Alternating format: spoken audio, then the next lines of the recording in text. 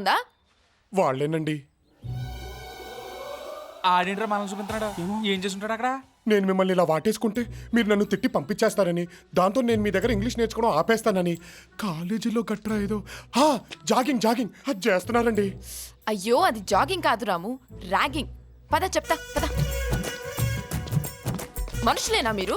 ఇతను నన్ను ముట్టుకుంటే నేను తిడతాను, కొడతాను అనుకుంటున్నారు కదా. ఇప్పుడు చూడండి.